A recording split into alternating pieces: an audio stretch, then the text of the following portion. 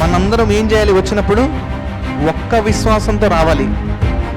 ఒక్క విశ్వాసంతో నా దేవుడు సమస్తము సాధ్యం చేయగలడు, నా దేవుడు సమర్థుడు, ఒక విశ్వాసంతో రావాలని దేవుడు కోరుతున్నాడు.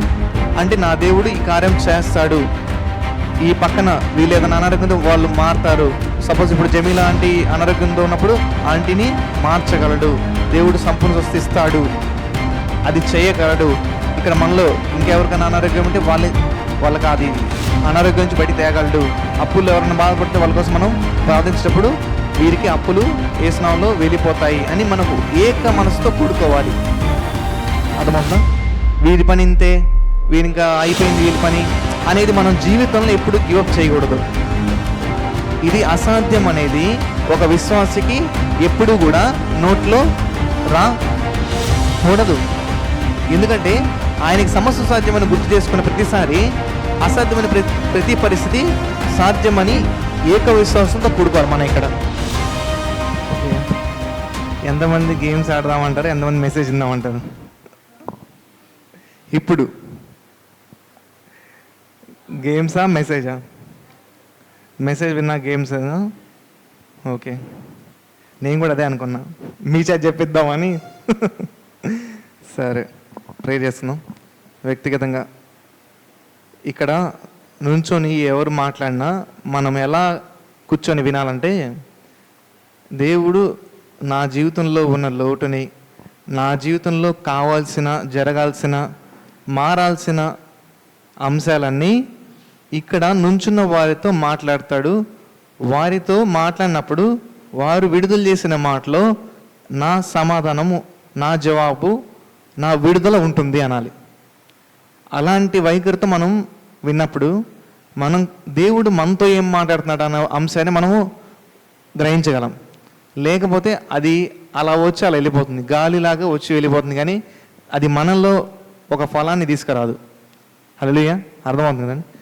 సో మనము దేవుడు మాట్లాడే సమయము, పరిశుద్ధాత్మ దేవుడు ఎక్కడ ఇద్దరు ముగ్గురు కూడి నా నామం ప్రార్థిస్తారు అక్కడ నేను ఉన్నాను అన్నాడు. మనందరము ఒకసారి వీలైతే ఒకసారి నుంచుందాం, పరిశుద్ధాత్మ దేవుణ్ణి గణపరుద్దాం, మన మధ్యలో ఉన్న దేవుణ్ణి ఆరాధిద్దాం. ఒక్కసారి కేవలం చాలా 2 నిమిషాలు మాత్రమే మనం హృదయపూర్వకంగా ఇప్పుడు విన్న మాటలు, అయ్యా నువ్వు మా మధ్యలో ఉన్నావు, మాతో మాట్లాడు. కేవలం ఇదే మీ ప్రార్థన ఉండాలి. అయ్యా నా జీవిత పరిస్థితి మీకు తెలుసు, నేను ఏ సమస్య గుండా వెళ్తున్నాను నీకు తెలుసు, నాకు విడుదల కావాలి, అది నీ మాటలో ఉందని నేను నమ్ముతున్నాను. నీ మాటలో విడుదల ఉంది, నీ మాటలో రక్షణ ఉంది, నీ మాటలో స్వస్థత ఉంది, నీ మాటలు నా జీవితాన్ని మారుస్తాయి, చిగురింపజేస్తాయి. నీవే సత్యం, నీవే మార్గం, నీవే జీవం, సమృద్ధి జీవం. సాతాను నా జీవితంలో పెట్టిన ప్రతి ఒక్క పరిస్థితిని మీరు అధిగమించి నన్ను విజయంలోకి నడిపించగలరని నమ్ముతున్నాను. అడుగుదాం. అయ్యా నాతో మాట్లాడు. పరిశుద్ధాత్మ దేవ మీకే వందనాలు. నేను మాట్లాడుతుండగా నన్ను కేవలం మీ నోటి బుర్రలాగా వాడుకోండి, మీ సిలుగు చాట మరపరచండి. అలాగే నేను మట్టివాణ్ణి, నా పెదవులు మట్టివి, కేవలం మన్ను వంటి వాణ్ణి. నేను నీ ఆత్మతో నింపి నీ శక్తితో నడిపించమని, మీరే బలముతో శక్తితో ధైర్యముగా మీ వాక్యం ప్రకటించడానికి కృప దయచేయమని తొలరాన్ని యేసునామములో ప్రార్థిస్తున్నాం తండ్రి, ఆమేన్. అందరం కూర్చుందాం. Thank you. ఇలాంటి మీటింగ్లు ఇంకా జరగాలని చాలా ఆసక్తిగా ఉన్నాను అన్నమాట. మీరు వెళ్తున్నాము ఊరికి. నా కోరిక ఏంటంటే ఈ సంఘం అంతా ఒక ఉద్యమంగా గట్టిగా ఆత్మలో అరవాలి, ఆత్మలో అరవాలి. నేనేమన్నాను కరెక్ట్గా వినాలి. నేను చెప్పిన ప్రతి మాట చాలా డెలికేట్. గట్టిగా ఈ సంఘం అంతా ఆత్మలో అరవాలి. ఆత్మలో ప్రార్థించడం ఉంది, ఆత్మలో మాట్లాడటం దేవునితో చాలా అవసరం. మీరు ఆత్మలో అరిస్తే శరీరంగా సాతాను మీ మీద బంధకాలు వేడిపోతాయి. ఆత్మలో అంత గట్టిగా ఓ అంటే ఓ అనాలి. అంటే సాతాను తెచ్చిన బంధకాలన్నీ మీరు కేకలో వాడు వెళ్ళిపోవాలి. అది నా ఆశ. ఆ క్రమంలో ఈ సెలవు రోజు మనల్ని ఇంకా బలపరచుకోవడానికి ఇట్లాంటివన్నీ చేస్తూ ఉన్నాం. మీ జీవితంలో సాతాను పెట్టిన శోధనలన్నీ ఎదుర్కోవాలంటే మీరు ఇంకా ఆత్మలో బలపడాలి. ఎక్కడైతే ఆయన ఆత్మ ఉంటుందో అక్కడ వెలుగు, ఆశీర్వాదం, సాతాను బంధకాల నుంచి విడుదల ఉంటుంది. అసలు మనమంతా ఎవరు? ఒక వ్యక్తి ఏమన్నాడంటే, దేశం అంటే మట్టి కాదు మనుషులు, సంఘం అంటే గోడలు కాదు, ఏసీ రూమ్ కాదు, లేదంటే ఎల్సిడి టీవీ కాదు, ఇంకేది కాదు, కానీ కెమెరాలు కాదు, కానీ సంఘం అంటే దేవుని వధువు. మనము సిద్ధపడాలి. ఆయన మన కోసం రాబోతున్నాడు. మనం క్రీస్తు సంఘం, ఆయన రక్తంలో కడగబడిన సంఘం మనం. ఈ సంఘం గురించి నేను చెప్పాలనుకుంటున్నాను ఈరోజు. ఎంతమంది రెడీగా ఉన్నారు?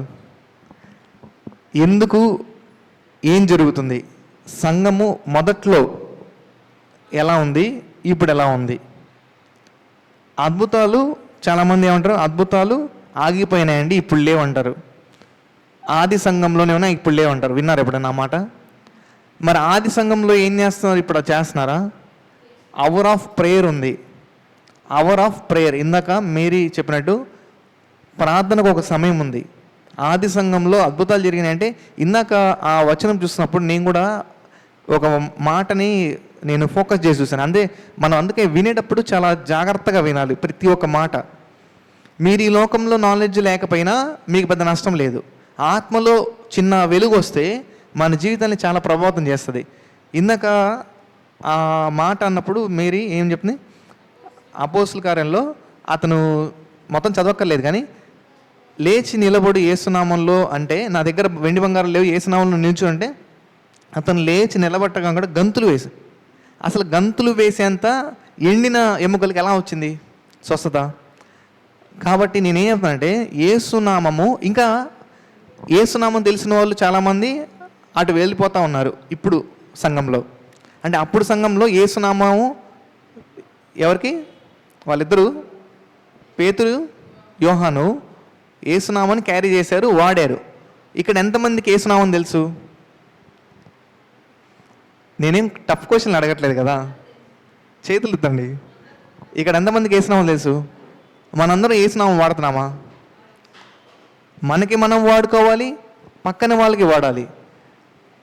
అలాంటి స్వస్థత జరుగుతుందో లేదని మీకు అనవసరం. మనం స్వస్థ గురించి ఇప్పుడు చెప్పాలనుకోవట్లేదు, కానీ ఒక ఉదాహరణకు చెప్తున్నాను. యేసునామము వాడినప్పుడు అతను అనారోగ్యం నుంచి బాగోవడమే కాకుండా గంతులు వేశాడు. ఒక ఫ్రాక్చర్ జరిగిన, ఒక పాడైపోయిన ఎండిన ఎముకో జీవంలోకి రావడం, నుంచోడానికే టైం పడుతుంది. ఇక్కడ ఎంతమందికి ఎముకలు దెబ్బలు తగిలినాయి? ఎముకల దెబ్బ గురించి తెలిసిన వాళ్ళు ఎంతమంది ఉన్నారు? ఎముక దెబ్బ తగిలితే సెట్ అవ్వడానికి చాలా టైం పడుతుంది. నిర్జీవంలో ఉన్న జీవనంలోకి రావడానికి చాలా టైం పడుతుంది. చిన్నగా నడుచుకుంటా క్రమంలో వాళ్ళు నడక నేర్చుకొని దాని తర్వాత చిన్నగా కొన్ని నెలలకి వాళ్ళు గట్టిగా పాదాన్ని వాడగలరు. అది యేసు చేసేదైతే గంతులు వేస్తారు ఇమీడియట్గా, వెంటనే. అంత స్వస్థత, దేవుని శక్తి ఉంది యేసునామంలో. అర్థమవుతుందండి? కాబట్టి అందుకని మేము ఈ మందిరంలో ఒకటే అంటాం, యేసునామంలో స్వస్థత ఉంది. మమ్మీ మాట్లాడుతుంది. యేసునామంలో స్వస్థత ఉంది. అది నీకు పనిచేసినా చేయకపోయినా నువ్వు పలుకుతూనే ఉండు. నువ్వు ఇతరులకి ఆ నామాన్ని వాడుతూ ఉండు.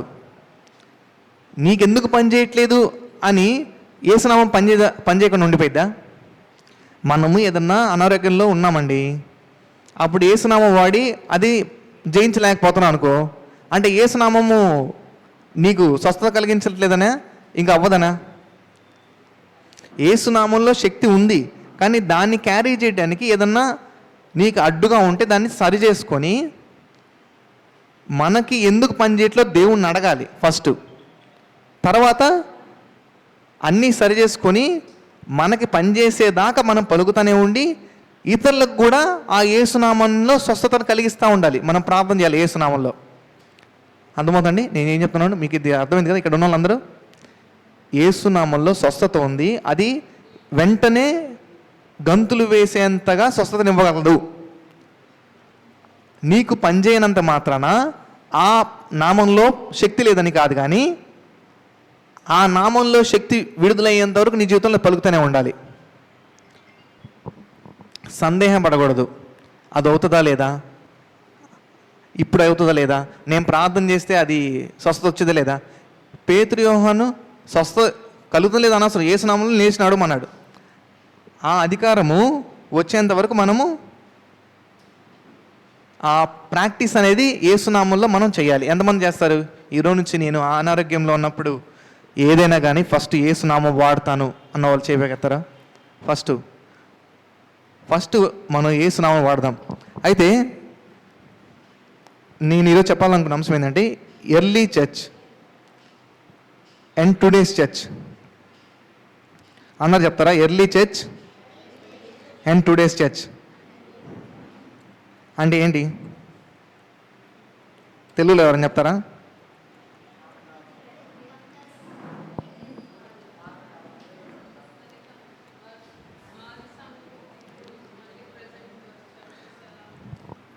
అంటే నేనేం చెప్తున్నాను, పాతకాలంలో పెద్ద పెద్ద సంఘాలు ఉండేవి, లేకపోతే గోడలు లావుగా ఉండేవి, వాటి గురించి చెప్పట్లేదు.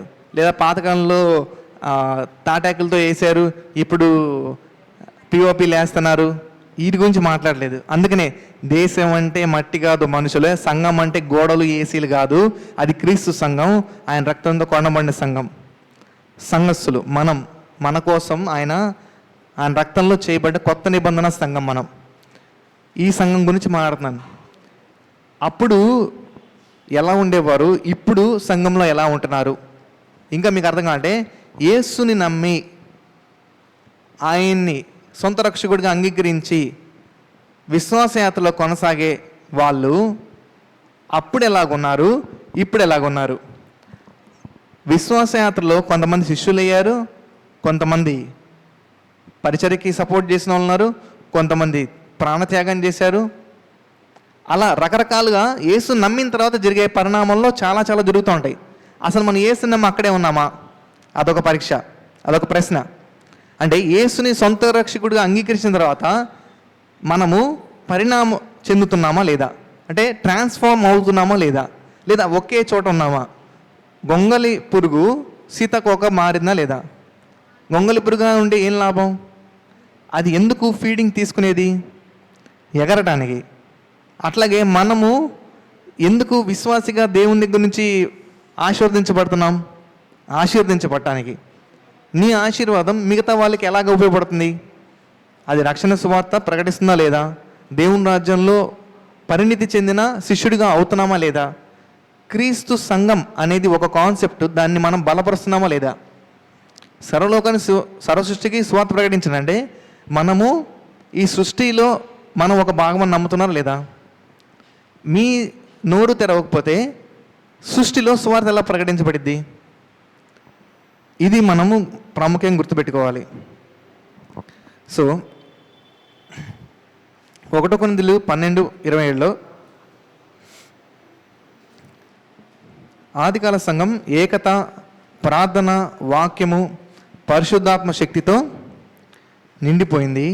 కానీ నేడు చాలా సంఘాలు ఆచారాలు, విభజనాలు, లౌకికతలో చిక్కుకున్నాయి. కాబట్టి మనం ఆదికాల సంఘం చూసి క్రీస్తును సంతోషపరిచేలాగా ఉండాలని దేవుడు కోరుతున్నాడు. అర్థమవుతుందండి? ఇప్పుడు ఏం నిండిపోయినాయి? విభజన, ఆచారాలు, ఈ లోక మర్యాదలతో సంఘము చిక్కుకొనుంది. అవునంటారా కాదంటారా? సంఘంలో విభజనలు ఉన్నాయా లేదా? నమ్ముతానా లేదా? అవి మనకి చిక్కులు లాంటివి. చిక్కుకుంటే ఒక మనిషి బయటికి రాగలడా? చెప్పండి. చిక్కుకుంటే ఒక మనిషి బయటికి రాగలడా? మనకు కూడా ఈ విభజన, తర్వాత ఆచారాలు. ఎంతమంది ఈరోజు నాకు ఇంకా బాధ కలిగిన విషయం ఏంటంటే, మొన్నే రీసెంట్గా మా ఫ్రెండ్ ఒక బ్రదర్ ఉంటే వెళ్ళాను, ప్రార్థన చేయండి గుణార్థన అంటే వచ్చాను. అక్కడికి వెళ్ళి చూస్తే పసుపు నీళ్ళు ఈ ఎందుకు వేస్తున్నారో అర్థం కావట్లేదు, ఏవేవో చేస్తున్నారు. రకరకాల లోక మర్యాదలు వాక్యంలో లేనివి ఎందుకు ఫాలో అవ్వాలి మనం? లేనివి చేసినప్పుడు అవి మనకి చిక్కులు, మనకి మనమే కలిగించుకుంటున్న చిక్కులు. మనకి దేవుడు కావాల్సినప్పుడు ఈ లోక ఆచారాలు మనకెందుకు? నీకు రక్షణ ఇవ్వలేని ఆచారాలు నీ రక్షణని కోల్పోయేలాగా చేస్తాయి. మీకు గుర్తు తెలుసా? ఏది కూడా అలవాటు చెప్పుని కానీ ఎవరో చెప్పారని కానీ మన జీవితంలో ఏ ఆచారం ఉండకూడదు. ఉంటే ఏంటవి? చిక్కులు. నిజం చెప్పండి, ఇక్కడ ఎంతమంది ఫాలో అవ్వట్లేదు ఏ లోక ఆచారాలు? ధైర్యంగా చేయబోగలుగుతారా? నేను అంటే కొన్ని ఉన్నాయి కదా. ఇప్పుడు మనం చేసే ప్రతి ఒక్క పనిలో, ఇప్పుడు కొత్త ఇంటికి వెళ్తే ఒకటి చేయాలి, అట్లాంటివి చేయకుండా ఎంతమంది ఉన్నారు? లేదంటే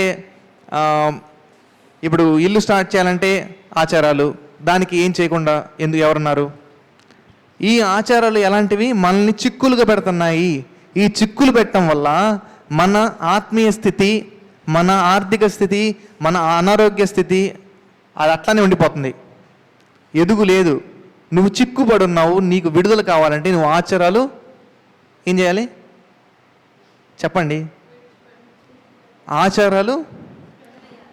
దయచేసి ఈ సంఘంలో ఎవరు అలా చేయొద్దని మరొకసారి జ్ఞాపకం చేస్తున్నాను. అలా చేసేటప్పుడు మమ్మల్ని అసలు పిలవద్దు. అర్థమవుతుందా? ఎవరు నా తెలిసినంతవరకు అది చేయరనుకుంటున్నాను. వాళ్ళు మన సంఘస్థులు పూర్తిగా కాదు కాబట్టి నేను సైలెంట్గా మనకి ఎందుకు లేని నేను మాట్లాడలేదు. ప్రార్థన కూడా నేను చేయకుండా వచ్చాను. సో దయచేసి అలాంటి, ఎందుకంటే 2 పడవల మీద చెప్పండి, 2 పడవల మీద ప్రయాణం చేయకూడదా? అన్నవా చెప్తాడు. ఏమైందన్న 2 పడవలను ప్రయాణం చేస్తే? మునిగిపోతాం. సో దయచేసి ఈ ఆచారాలు, విభజనలు తెచ్చుకోవద్దు. నువ్వు గొప్ప, నేను తక్కువ, నువ్వు ఎక్కువ, నేను ఎక్కువ, అట్లాంటివి వద్దు. ఈ సంఘంలో మైక్ పట్టుకున్న వారు అర్హత ఉందా లేదా, ఇలాంటి మన దగ్గర అసలు వద్దు. ఇక్కడ రావాలంటే ఈ మందిరం కాపరి ఆలోచిస్తారు, వాళ్ళని మనము ప్రవేశపెట్టచ్చా లేదా, వాళ్ళు ఇక్కడ రావచ్చా లేదా. కొన్నిసార్లు కృప చూపిస్తారు, అంటే చిన్న లోటుపాట్లు ఉన్న కృప చూపించి నడిపిస్తారు. అంత మాత్రాన ఇక్కడ ఉన్న వాళ్ళని మనము తక్కువగా చూడాల్సిన అవసరం ఉందంటారా? సో ఎప్పుడు కూడా విభజనలు అనేవి మన మధ్యలో చిక్కులు లాంటివి, మన మధ్యలో ఆత్మ ఎదగకుండా చేసే చిక్కులు లాంటివి. ఒకవేళ ఇక్కడ ఎవరన్నా దైవజనురాలో ఏదన్నా మనకి తెలిసి ఏదన్నా తప్పు చేస్తే అది ఎవరికి శిక్ష? వారికే కానీ విన్నవారికి కాదు. విన్నవారికి ఆశీర్వాదం కలిగజేయడానికి దేవుడు సమర్థుడు. వాళ్ళని సరిచేస్తాడు. అంతేగాని చెప్పేవాడికి యోగ్యత ఉందా లేదా ఇక్కడ ఉన్న వాళ్ళందరికీ నాకంటే యోగ్యత ఉందా లేదా ఇది చేయడానికి నేను అర్హుణ్ణి, ఇలాంటి విభజనలు మనకి ఎప్పుడు ఉండకూడదు. మనందరినీ దేవుడు ఒకే రక్తంతో రక్షించాడా? మీకు ఏ పాజిటివ్, వీళ్ళకి బి పాజిటివ్ రక్తంతో, వాళ్ళకి O B positive, AB positive, negative అట్లాంటి ఏమన్నా రక్తాలు ఉన్నాయా? అందరికీ యేసు రక్తం ఒకటేనా కాదా అంటున్నాను నేను. అందరికీ యేసు రక్తం ఒకటైతే అందరూ సమానులా కాదా? అందరూ సమానమైనప్పుడు మన మధ్యలో విభజనలు ఉండొచ్చా? లేదు. ఒకవేళ ఏదన్నా తప్పు చేస్తుంటే మనలో వారిని చెప్పే క్రమంలో మంచిగా చెప్పి వాళ్ళని బలపరిచి వాళ్ళు ఎలాగా మళ్ళీ మందిరంలో కొనసాగడానికి ఆస్కారం ఉండదో అలాగ మనము వాళ్ళని సరిగా చెప్పాలి. కానీ వారిని కఠినపరిచి ఇంకా దేవుడి నుంచి దూరం చేసేది మనము చేయకూడదా? చేయకూడదు. అలాంటివి మనకేంటంట చిక్కుల్లాగా మన ఆత్మ ఎదగకుండా చేస్తాయి. మొదటిగా early church was a praying church. అంటే ఈ ఆది సంఘము ప్రార్థించే సంఘంగా మనం చూస్తున్నాం. ఆది సంఘంలో ప్రార్థన ఉంది. అపోస్తుల కార్యం 1:14, 2:42. ఆదికాల సంఘంలో ప్రార్థన పుట్టింది. ఒక మనసుతో ప్రార్థించినప్పుడు పరిశుద్ధాత్మ వచ్చెను. ప్రార్థన వారి కొరకు కాదు కానీ వారికి ఒక జీవన శైలి. అర్థమైందా? ఒక ప్రార్థన అనేది ఒక ప్రోగ్రామ్గా కాదు ఆది సంఘంలో. ఈ సంఘంలో అంటే ప్రస్తుత కాల సంఘంలో ప్రార్థన కోడికి పెట్టినప్పుడే ఒక ప్రార్థన అయింది. ఎంతమంది ఒప్పుకుంటారు? నిజం చెప్ప, నేను కూడా ఒప్పుకుంటాను. ఆది కాలము ప్రార్థనలో పుట్టింది, ప్రార్థన ఒక శైలిగా మారింది. ప్రస్తుతం ఉన్న సంఘము ప్రార్థన ఒక ప్రోగ్రాంగా మారింది. నిజమంటారా? చాలా వరకు మనము ప్రార్థన ఒక ప్రోగ్రామ్గా పెట్టుకొని, ప్రోగ్రామ్ అయిపోయిన తర్వాత ప్రార్థన అయిపోయినట్టు ఫీలింగ్లోకి వెళ్ళిపోయి, ప్రార్థన ప్రోగ్రాం తర్వాత గుర్తురాని పరిస్థితులు ఈ ప్రస్తుత సంఘంలో, మన సంఘంలో ఉందో లేదో మనం చూసుకోవాలి. అంటే ఈ ప్రస్తుత కాంటెంపరీ వరల్డ్లో ఈ జరిగే ఈ 2020వ దశాబ్దంలో జరుగుతూ ఉన్నది. అలా లేకుండా మనము చూసుకోవాలని దేవుడు కోరుతున్నాడు. అయితే ప్రేయర్ సెంటర్గా ఆ సంఘం, అంటే సంఘము ప్రార్థనని ఒక కేంద్ర బిందువుగా మార్చుకుంది. ప్రార్థనని మనం ఈ ప్రార్థనలో బలపడాలని దేవుడు కోరుతున్నాడు. Early church was a United church. అంటే ఆది సంఘము ఐక్యత కలిగిన సంఘంగా దేవుడు మనకోసారి జ్ఞాపకం చేస్తున్నాడు. వారు ఒక్క హృదయము. ఒకసారి అపోస్తుల కార్యం 2:44 చూద్దాం.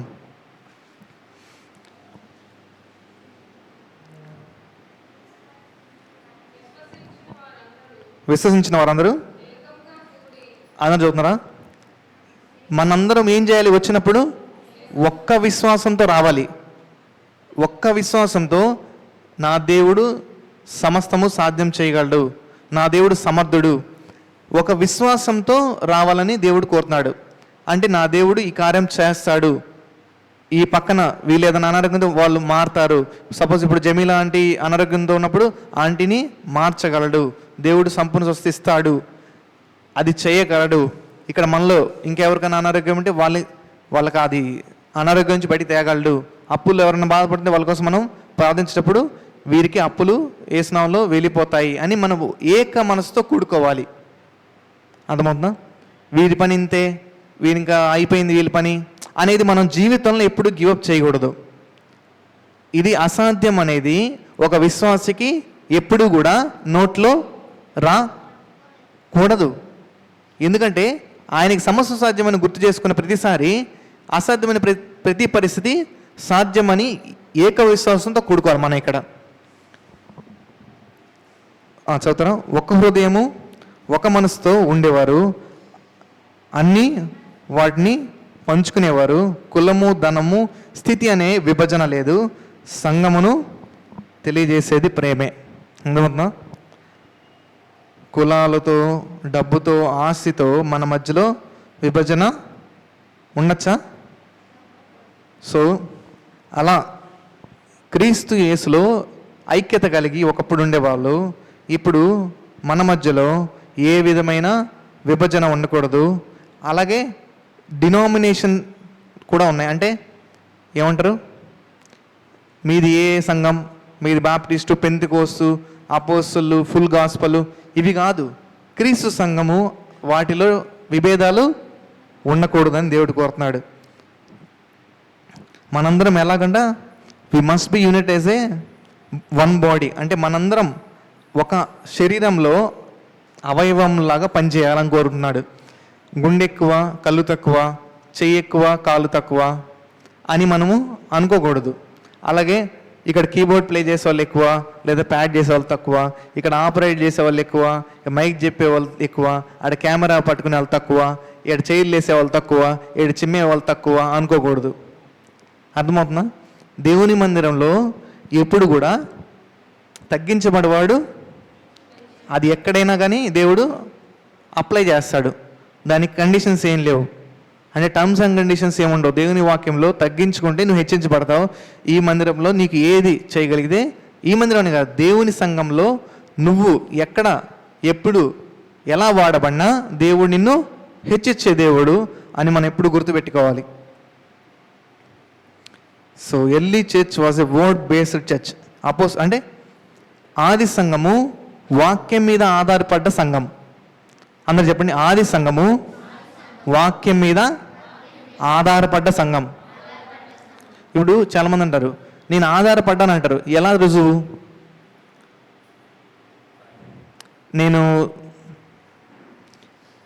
నేను ఏదన్నా మాట చెప్పినప్పుడు దానికి రుజువు ఏంటి అంటాం. అర్థమైనా? దేవుణ్ణి కూడా వాక్యం మీద నిలబడ్డా అంటే వాక్యం పలుకుతూ ఉండాలి, వాక్యాన్ని నమ్ముతూ ఉండాలి. సో మీకు అర్థమైంది అనుకుంటాను. అలాగే మనం దేవుని మీద వాక్యం మీద ఆధారపడ్డామంటే ఆది కాలంలో ఎలాగైతే వాక్యం మీద ఆధారపడ్డారో ఇప్పుడు కూడా అదే వాక్యాన్ని మనం నమ్మాలి, పలకాలి, విశ్వసించాలి, అదే పొంది ఉన్నాను నమ్మాలి. సో అలాంటి వాక్యం మీద ఆధారపడ్డ సంఘంగా మనం కూడా ఉండాలి. దేవుడు కోరుతున్నాడు. They continued steadfastly in the apostles' doctrine. అంటే అపోస్తల బోధ ఎందును రొట్టె విరుచున్నట్టు ఎడతెగక వాళ్ళు సమయమునక అసమయమునక ప్రకటించారు. ఎడతెగక వారు బోధలో సమస్యలను రొట్టె విరుచును ప్రార్థన చేయడను ఎడతెగక మనము ఎప్పుడెప్పుడు ఖాళీ దొరికినప్పుడు సంఘాన్ని బలపరచుకోవాలి. సంఘ నాయకులను అడిగి మాకు ప్రార్థన పెట్టిన అనే రోజులు రావాలి. హల్లెలూయా. మేము ఖాళీగా ఉన్నాం, మమ్మల్ని అందరినీ ఒక మీటింగ్ పెట్టండి, మమ్మల్ని అందరినీ బలపరచండి ఒక సంఘ నాయకుడిని ఎప్పుడైతే సంఘం అంతా కలిసి అడుగుతారో అప్పుడు మన సంఘము ఇంకా ఎక్కువ ఆశీర్వదించబడుతుంది. ఓకే. వారికి వాక్యము అన్నిటికంటే ముఖ్యము. అలాగే వాక్యమే వారికి బలము, దిశను ఇచ్చింది. మీకేంటి ముఖ్యం? అన్నిటికంటే మనకేంటి ముఖ్యం అనేది మనం జ్ఞాపకం చేసుకోవాలి. అదే మనకి బలము, మన దిశ మారుస్తుంది అనేది మనం గుర్తుపెట్టుకోవాలి. నీ దిశ నువ్వు ఎంత దేవుని వాక్యం మీద ఆధారపడ్డావు అనే దాని మీద ఆధారపడుతుంది. అర్థమవుతుందండి? ఆది సంఘము వర్డ్ హంగ్రీ అంటే వాక్యం మీద ఆకలిగా ఉన్న సంఘం. ఇప్పుడు మన సంఘం అలా ఉందా లేదా? ఆది సంఘము వాక్యం మీద ఆకలిగొని దేవుని వాక్యం చేత తృప్తిపరచబడింది. ఇప్పుడు మన ఆకలి ఏంటి? ఇప్పుడు మన తృప్తి ఏంటి? ఇప్పుడున్న సంఘము ఆకలి ఏంటి? ఇప్పుడున్న సంఘానికి తృప్తి దేంట్లో ఉంది అనేది మనల్ని మనం పరీక్షించుకోవాలి. ఎంటర్టైన్మెంట్ అంటే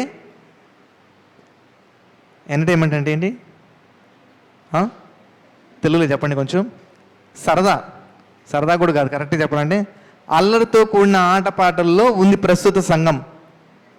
దాని ఆకలి దాంట్లోనే ఉంది తృప్తి వాళ్ళకి. కానీ దేవుని వాక్యం ఎప్పుడు సున్నైనా పుల్లైనా కొట్టివేయబడదు. ఇది భుజించే వారికి ఎన్నడూ ఆకలి ఉండదు అన్నాడు. తింటే మళ్ళీ ఆకలి వచ్చే తినాలా? తింటే ఇంకా జీవితాంతం దేవుణ్ణిలో ఆకలి దప్పిక లేని ప్రదేశానికి వెళ్ళాలా? అలాంటి ఆకలి వాక్యం మీద ఉంటే దేవుడు మనల్ని తృప్తిపరిచే దేవుడు. ఎప్పుడు యుగయుగాలు ఆయన ఆకలి దప్పిక లేని ప్రదేశంలో మనం నడిపిస్తాడు. We must return to the word of God as our foundation. దేవుని వాక్యమే మన పునాది అయి ఉండాలని దేవుడు కోరుతున్నాడు. Early church was a spirit field church. అంటే దేవుని ఆత్మ మీద నింపుదల కలిగిన సంఘం. ఆత్మ నింపుదల కలిగిన సంఘం. ఏ సంఘం? ప్రస్తుత సంఘమా, ఆది సంఘమా? ఆది సంఘంలో దేవుని ఆత్మ నింపుదలతో నడిచిన సంఘం. అసలు ఇప్పుడు చాలామంది ఆత్మ అంటే అల్లరు అనుకుంటారు, ఆత్మ అంటే అరవడం అనుకుంటారు. ఆత్మ అంటే ఏంటో అనేది కూడా అర్థం కాని పరిస్థితిలో ప్రస్తుతం ఉన్నాం మనం, ప్రస్తుత సంఘం. కానీ దేవుని ఆత్మలో కొంచెం వాటర్ ఇవ్వ దేసి ప్రస్తుతము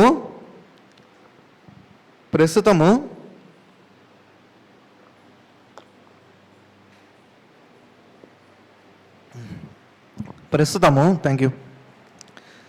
ప్రస్తుతం మనము దేవుని ఆత్మ అసలు అవసరమా, ఆయన ఆత్మ ఉంటే మనకి ఏం ఉపయోగము, ఆయన ఆత్మ వల్ల మనకి కలిగే ప్రయోజనాలు ఏంటి, ఆయన ఆత్మ ఇచ్చే శాంతి ఎలాంటిది అనేది మనం గ్రహించలేకపోతున్నాం. దేవుడు ఏంటి? ఆత్మై ఉన్నాడు. పరిశుద్ధాత్మ దేవుడు అడిగినప్పుడు నిశ్చయముగా ఇస్తాను అన్నాడు తండ్రి. వాక్యంలో ఆత్మ అయిన దేవుడు మనం ఎప్పుడైతే ఆత్మని కావాలనుకుంటామో ఆయన సమృద్ధిగా ఇచ్చే దేవుడని మనకి లేఖనాలు చెప్తా ఉన్నాయి. తర్వాత యేసై ఎప్పుడైతే వాయువు విడుదల చేస్తారో అంటే యేసునామంలో ఆ ఆత్మ అనేది మనకి నింపుదల జరుగుతుంది. అపోస్తలులు కూడా బలమైన గాలి వలె వచ్చిన ఆత్మతో నింపబడ్డారు. తండ్రి పంపిస్తే వచ్చిన ఆత్మ వల్ల నింపబడి ఆ బలమైన గాలి యేసయ్య ద్వారా అది నింపబడ్డారని మనము గ్రహించాలి. ఆత్మతో నింపబడినప్పుడే మనము అద్భుత కార్యాలు చేయగలము. కాబట్టి మనము ఆత్మతో నింపబడుతున్నామా లేదా అనేది ప్రశ్న. They are full of holy spirit. Signs, wonders and miracles followed them. They lived holy and powerful life. వారు పరిశుద్ధాత్మతో నిండిపోయి ఉండేవారు. సూచనలు, అద్భుతములు జరిగి ఉండేవి. పవిత్రమైన, శక్తివంతమైన జీవితం గడిపారు. ఎవరండి వీళ్ళు? ఎవరు? ఆది సంఘంలో దేవుని నమ్మిన విశ్వాసులు, శిష్యులు ఇలాంటి జీవితం. అంటే ప్రస్తుత సంఘము భయం మరియు కాంప్రమైజ్. అందరూ చెప్పండి. భయము మరి కాంప్రమైజ్ ఏమంటారు? కాంప్రమైజ్ అంటే తెలుగులో ఏంటండి? సర్దుకుపోవడం కూడా కాదు. సర్దుకుపోవడం కాదు, లేదు. సర్దుకుపోవడం అంటే కష్టాన్ని ఓర్చుకునేది వస్తుంది.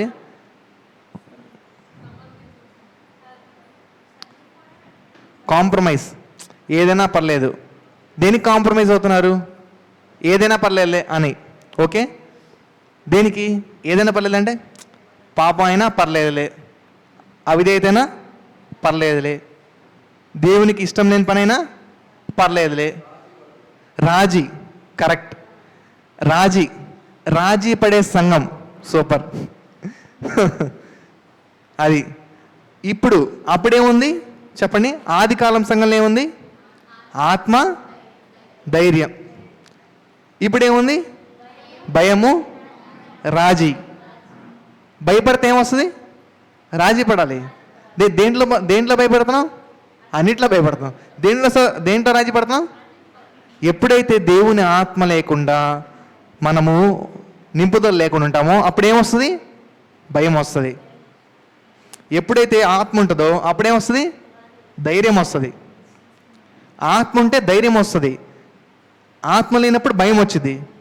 ఆత్మ ఉంటే ధైర్యంగా మనము ఈ లోకాన్ని రాజీ పడకుండా మనము ఎదుర్కోగలము అని దేవుడు మనం ఒకసారి గుర్తు చేస్తున్నాడు. అలాగే మన ఆత్మతో నింపబడ్డ ధైర్యంగా ఆది సంఘంలాగా మనము ఉండాలని దేవుడు కోరుకుంటున్నాడు. ఇంకోటి, early church was a witnessing church. అంటే దేవునికి సాక్షులుగా నిలబడే సంఘం. ఎప్పుడు? ఆది సంఘం. కానీ ఇప్పుడు మనం సాక్షులుగా నిలబడుతున్నామా? అపోస్తుల కార్యాలు 8:4-17-6. Whenever they went, they preached Christ.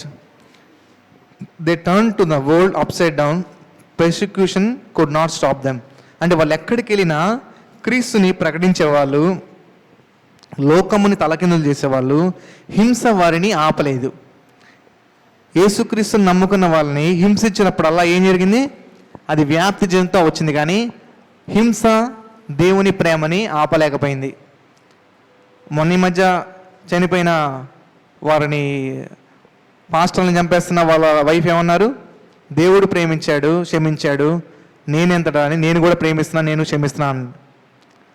అంతకుముందు గ్రామ్ స్టెయిన్స్ని కానీ ఎంతోమందిని మన భారతదేశంలో, తోమాని కానీ, తోమా దగ్గరని తీసుకుంటే ఇప్పుడు దాకా కానీ, ప్రవీణ్ పడాల కానీ ఎంత హింస చేసినా, ఎంతమందిని చంపినా, ఎన్ని కుటుంబాలని చంపినా, ఎంత రక్తం చూసినా, కానీ వారు ఏం చేశారు? యేసు ప్రేమను ఆపగలిగారా? యేసు సువార్తను ఆపగలిగారా? యేసు దేవుడు నమ్ముకోకుండా ఆపగలిగారా? అది ఇంకా వ్యాప్తి చెందింది కానీ అది ఆగలేదు.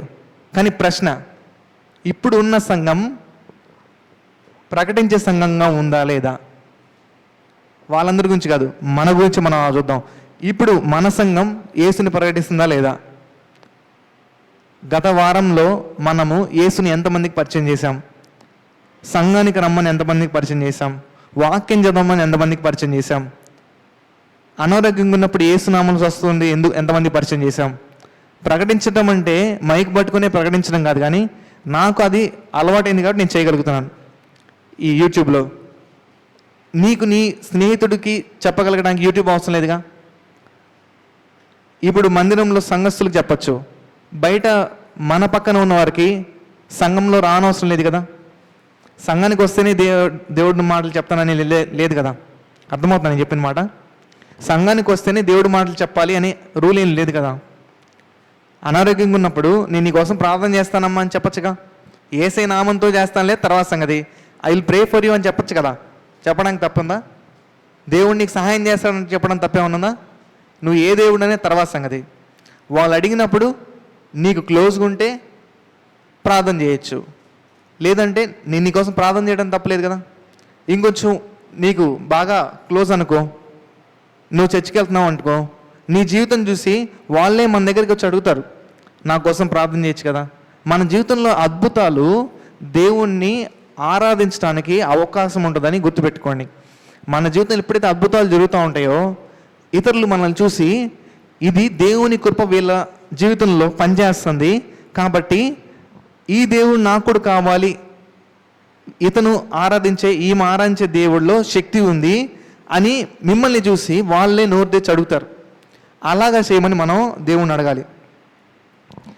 ఇవన్నీ ఎప్పుడు జరుగుతాయని ఎందుకు ఇవన్నీ చెప్తున్నాను? విట్నెస్, సాక్షిగా మనము జీవించినప్పుడే దేవుడికి నీ సాక్ష్యము ఒక ఆరాధనగా మారిద్ది. సాక్ష్యం చెప్తే ఊరుకుంటాడు దేవుడు, వాళ్ళందరినీ మారుస్తాడు. వాళ్ళందరినీ దేవుని ఆరాధించడానికి మన ద్వారా అవకాశం కల్పిస్తాడు. అందుకే మనము సాక్షిగా నిలబడటానికి ఎప్పుడు కూడా సిగ్గుపడకూడదు. సో హింస వారిని ఆపలేకపోయింది. Early church soul winning and bold witness అంటే ఆది సంఘము ఆత్మల్ని రక్షించే సంఘము, ధైర్యంగా ప్రకటించే సంఘం. అర్థమవుందా? ఆది సంఘం ఏంటి? ఆత్మల్ని రక్షించే సంఘము మరియు ధైర్యంగా వాక్యాన్ని ప్రకటించే సంఘం. ఇప్పుడు ఈ సంఘం, ఇప్పుడు సంఘం చెప్తారా? భయం కాదు, కాదు కాదు సైలెంట్, నిశ్శబ్ద సంఘం. మరియు ఇంకొకటి రాజీ ఇందా చెప్పారు, కంఫర్ట్గా ఉన్నామా లేదా? మనకి ఆశీర్వాదాలు వస్తున్నాయా లేదా? మనకి బట్టలు ఉన్నాయా లేదా? మనకి బండి ఉందా లేదా? మనకి ఏసీ ఉందా లేదా? కూలర్ ఉందా లేదా? మనకి తినడానికి తిండి ఉందా లేదా? ఆదివారం మాంసం ఉందా లేదా? అంటే నేను మిమ్మల్ని ఏమో తప్పుకోట్లా, నన్ను నేను ప్రశ్నించుకుంటున్నా, నాకు మనసులో ఉన్న మాటలు చెప్తున్నా. దీంట్లో మీకైనా అప్లై అయితే తీసుకోండి. అర్థమవుతుందా? మనము అలా ప్రస్తుత సంఘంతో పాటు మనం కూడా వెళ్ళిపోకుండా ఆది సంఘంలాగా మనం పోటీ పడాలి. అది దేవుడు కోరుకున్నాడు. ఆది సంఘంలో ఎలాగైతే ఆత్మను రక్షించే సంఘము, ధైర్యంగా యేసుక్రీస్తుని ప్రకటించే సంఘంగా ఉందో, ఇప్పుడు కూడా ప్రస్తుత సంఘము మన సంఘంతో దేవుడు మాట్లాడుతూ మాట ఏంటంటే, మనము ఎలా ఉండాలి? మనం ఎలా ఉండకూడదు? సైలెంట్గా. ఒక విశ్వాసి సైలెంట్గా ఉన్నానంటే సాక్ష్యం లేనట్టే. ఒక విశ్వాసి కంఫర్టబుల్గా ఉన్నానంటే లేదు, ఆత్మను రక్షించడం అవ్వదు. కంఫర్ట్ని వదిలినప్పుడే దేవుడు నిన్ను వాడుకోగలడు. అంటే ఎప్పుడైతే నువ్వు కంఫర్ట్ని ఏమంటారు, సౌకర్యవంతమైన జీవితాన్ని వదులుకుంటావో అప్పుడే నిన్ను దేవుడు వాడుకోగలడు, నీ ద్వారా మహిమ రాగలదు, నీ ద్వారా ఆత్మలు రక్షించబడగలవు. ఉదాహరణకి నేను నా గురించి చెప్తాను, నేను ఒకరి గురించి కాదు. కానీ ఇప్పుడు పులివెంకరెడ్డి కాలనీకి వెళ్ళాలి. ఎప్పుడు వెళ్ళాలి? గంట ముందు వెళ్ళాలి, చిమ్ముకోవాలి. లేదు మనం ఇక్కడ రావచ్చు, కూర్చోవచ్చు. లేదు ఇవన్నీ చేయాలంటే కంఫర్ట్ మనం వదులుకోవాలి. దేవుల్లో ఉండాలంటే కంఫర్ట్గా ఉంటే రాదు. అర్థమా? చెమట చిందించడం నీ వల్ల కాకపోతే రక్తం చిందించవలసిన సంగతి ఏంటి? యేసుక్రీస్తు మన పాపాల కోసం మరణించాడు. ఎంతమంది ఒప్పుకుంటున్నారు? యేసుక్రీస్తు మన పాపాల కోసం, మానవాళి పాపాలందరి కోసం శిలువ మీద తన రక్తాన్ని చిందించాడు. నమ్ముతున్నావు చేయబెట్టని? ఆ సువార్త నీ దాకా రావంటే ఆ విశ్వాసులు చిందించిన రక్తం వల్లే వచ్చింది. నమ్ముతున్నావు చేయబెట్టరా? అర్థమవుతుందా? అర్థం కాలేదు కదా? వినట్లేదు. కంఫర్ట్గా ఉన్నారు వినేటప్పుడు. కంఫర్ట్గా ఉంటే ఏం రాదు. యేసుక్రీస్తు మానవాళి పాపాలందరి కొరకు, నీ పాపం నా పాపం కొరకు శిలువ మీద తన రక్తాన్ని చిందించాడు అని నమ్మిన వాళ్ళు చేపెక్కరా? ఇంకొంచెం క్లారిటీగా వినండి. ఆ స్వార్థ నీ దాకా రావడానికి అది నమ్మిన శిష్యులు రక్తాన్ని చిందిస్తేనే వచ్చింది అని నమ్మిన చేపెక్కరా? శిష్యులు లేదా విన్నవారు రక్తం వల్ల నీకు రక్షణ రాలా. యేసుక్రీస్తు రక్తం వల్లే రక్షణ వచ్చింది, కరెక్టే. కానీ ఆ యేసుక్రీస్తు శిలువ మీద చిందించిన రక్తాన్ని రక్షణ వచ్చింది కదా, ఆ రక్షణ వచ్చిన సువార్తని నీ దాకా అందజేయాలంటే చిందించబడాలి రక్తం. అలా చిందించబడితేనే మనకి ఇక్కడ దాకా వచ్చింది. తోమా గారు రక్తం చిందించాడు కొండ మీద. దాని తర్వాతే ఇక్కడ భారతదేశంలో వచ్చింది. నిన్ను రక్తం చిందించమంటున్నాడు లేదా నాకు తెలియదు దేవుడు. కనీసం చెమట చిందించడం ఖచ్చితంగా ఆయన అడుగుతాడు, మినిమం. ఎప్పుడు కూడా దేవుడు ఇష్టం లేని వాళ్ళని ఏది పని చేయమండి దేవుడు. బలవంతం అసలు చేయడు దేవుడు. నిన్ను రక్తం చిందించమని ఎప్పుడు దేవుడు బలవంత పెట్టడు. ఆయన నిన్ను ఇష్టం లేనిది చేయమండు. మినిమంలో మినిమం నీ కంఫర్ట్ జోన్ వదిలి సువార్తకి ఒక చెమట బిందు నీకు విడిస్తే నీకు మంచిది అంటాడు దేవుడు. ఏది కూడా దేవుడు చెప్తే చేయలే, అంటే బలవంత పెడితే చేయలే ఆయన శిష్యులు. ఆయన కోసం నేను ఏం చేయమంటావయ్యా అంటే, నువ్వు ఇది చేయమంటే అప్పుడు చేసిన క్రియలో ఇదంతా సువార్త ప్రకటించబడింది. ఇట్లా హతసాక్షుల ద్వారా. ఏ హతసాక్షి ఆయన చెప్పకుండా ఆ పని చేయలే. తోమా ఇక్కడ చెప్పకుండా రాలా. ఆయన ఆత్మ ద్వారా నడిపింపబడితేనే వస్తారు. అట్లనే నిన్ను కూడా నేనేం చేయాలయ్యా అంటేనే నీకు ఏదైనా చెప్తాడు. కష్టమైంది, నువ్వు కష్టమైంది రక్తం చిందించేంత హతసాక్షి అవ్వాల్సిన అవసరం లేదు. కానీ కనీసం నీ కంఫర్ట్ జోన్ కొంచెం వదులుకొని సౌకర్యాన్ని కొంచెం వదిలితే ఒక ఆత్మ రక్షింపబడతాడు. దానికి నువ్వు సిద్ధంగా ఉన్నావా అన్నాడు దేవుడు. అది ఏ రకమైన సౌకర్యమో వదులుకుంటే దేవుని కోసం పనిచేస్తావనేది నువ్వు దేవుని అడుగు. మనల్ని దేవుని అడగాలి. సో నా కంఫర్ట్ ఏంటో నేను దేవుణ్ణి అడుగుతా. అది ఏం వదులుకోవాలో దేవుణ్ణి అడుగుతా. అది సమయం, ఎక్స్ట్రా సమయం దేవునికి కేటాయించాలా, ఎక్స్ట్రా ఏదన్నా ప్రార్థనలో బలపరచాలా, ఏదన్నా యూట్యూబ్లో ఏదన్నా చేయాలా, లేదా ఎక్కడన్నా మీటింగ్కి వెళ్ళాలా, ఇంకేదన్నా దేవునికి పరిచయలో నా సొంత డబ్బులు నేనన్నా నాకు వాడుకోకుండా దేవుడికి ఇవ్వాలా అంటే నేను దేవునితో మాట్లాడేటప్పుడు నేను అడుగుతా. మీరు దేవునితో మాట్లాడి మీరు అడిగితే అది మీకు ఆశీర్వాదం. ఎందుకు? నేను ఒక పెద్ద గురిని కలిగి ఉన్నా. అలాగే మీరందరూ కలిగి ఉండాలి. వాక్యంలో చాలామంది అలానే చేస్తున్నారు. ఆ పెద్ద గురి ఏంటి? నాకు దేవుడు నిత్య జీవం పోతున్నాడు, నాకు ఏర్పరిచినది ప్రతిదీ కూడా ఏ మనిషి చూడలేదు, ఏ మనిషి వెళ్ళలేదు, అలాంటి రివార్డ్ దేవుడు నాకు ఇవ్వబోతున్నాడు. ఆయన మాట చెప్పు నేను చేస్తే అది నాకు ఆశీర్వాదం నమ్ముతున్నా. నాకు రివార్డులు అవసరం లేదు, ఏ కిరీటాలు అవసరం లేదు. ఎందుకంటే వాటన్నిటికంటే గొప్ప దేవుడు మనకి యేసయ్య ఉన్నాడు. కాబట్టి ఆయన మాట చెప్పున చేస్తే ఆయన కొంచెంలో కొంచెం ఉన్న దగ్గర అవుతామని ఒక ఆనందం. ఈ ప్రయాసం అంతా దేనికంటే ఆయన బలా నమ్మకమైన మంచి దోసడా అనిపించుకుంటే చాలని. మీ అందరూ దీన్ని అర్థం చేసుకోవాలని కోరుతున్నాను. We must rise and be witness of Christ in our communities. మనము మన కమ్యూనిటీస్లో మన ఉండే పరిస్థితిలో దేవునికి సాక్షిగా నిలబడాలని దేవుడు కోరుకుంటున్నాడు. అందరం ఏమవ్వాలి?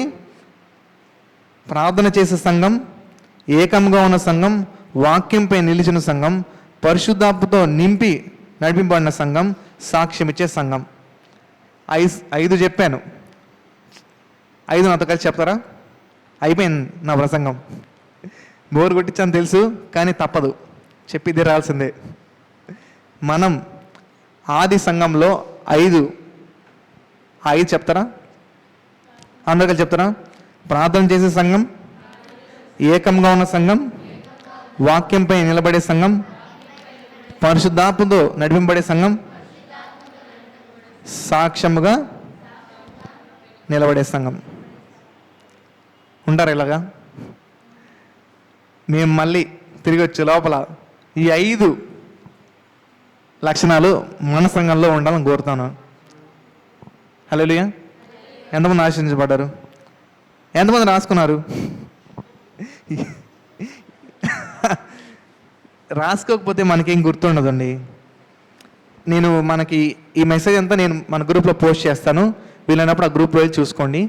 అది మనం ఒకసారి సేవ్ చేసుకొని పెట్టుకోండి. ఎందుకంటే కేవలం వినుమట్టుగా మనం ఉంటే మనము ఆశీర్వదించబడం, కానీ వాటి ప్రకారం చేయలాగా దేవుడు కోరుతా ఉన్నాడు. మనము ఆచారాలు అలవాట్లు చేసుకోకుండా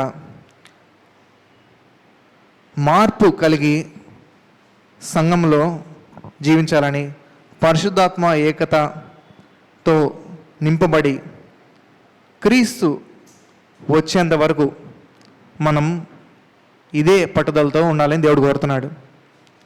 హల్లెలూయా. ఎంతమంది అలా ఉంటారు? ఎంతమంది అలా ఉంటారు? నిర్ణయించుకున్నారా? లేచి పైగా నించుంటారా అలా నేను ఉండాలనుకుంటున్నాను అన్నోళ్ళు? నేను అలా ఉంటాను, ఈ 5 లక్షణాలు నాకు కావాలి అన్నోళ్ళు చేయి పైకెత్తి నాతో ప్రార్థిస్తే నేను ముగిస్తాను. అందరూ నుంచుంటారా?